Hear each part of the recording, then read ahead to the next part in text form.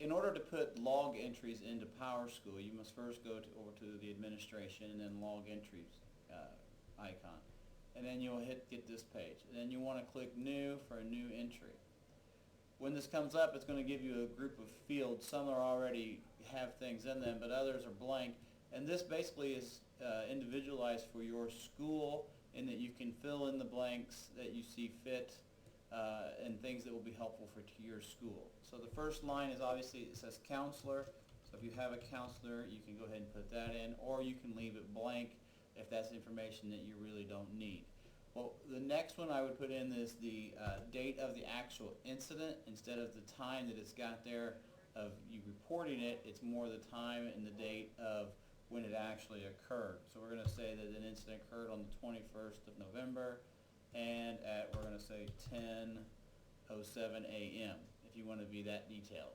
The next line, we put in the name of the person who actually wrote up the referral or reported the student, and we're going to put in Smith and then T.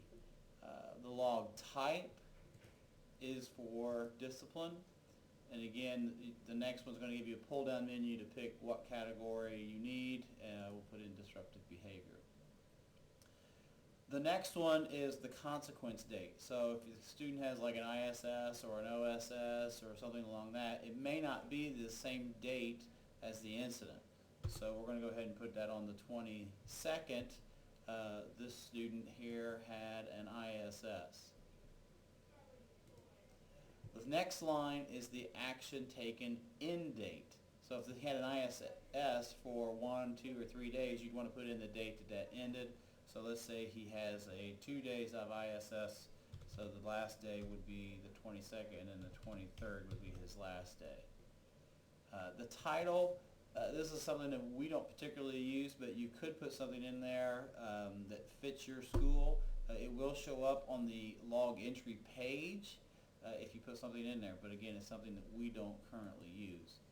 Number of days, the student had 2 days of ISS, and then the description of what the activity was. And in this one you can be as detailed as you need to be for your school. The next 3 lines, the incident type category, and incident type detail, we don't particularly use. But again, if you have information that you want to document and store, this would be a place that you could figure out what you want to put in there. Again, this is going to be the incident date, so it's going to be a repeat from above. The incident location has a pull-down menu, and you could pick the restroom. Well, this actually occurred in a classroom, but you could pick whatever you want. And then the next one is the details. If you want to listen, it's actually in room 265. You could do that, or the green hallway, or the boys' bathroom. You could be as detailed as you need to be. The next line is the offender was a student, reporter was a teacher, and the reporter's name again is going to be a repeat from above. Police involved, if you would only need to do this if actually the police were involved. If not, you would just click no. If you click yes, then you would need to fill in the bottom part here. The very last part of this page is all for the state reports, and this is only for ISS, OSS, or an expulsion would you need to fill out these.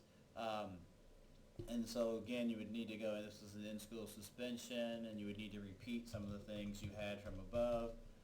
Since he had an ISS, we'll go ahead and do that, and then we'll go ahead and delete, and then 2. So you'll need to repeat that for an ISS, OSS, or an expulsion.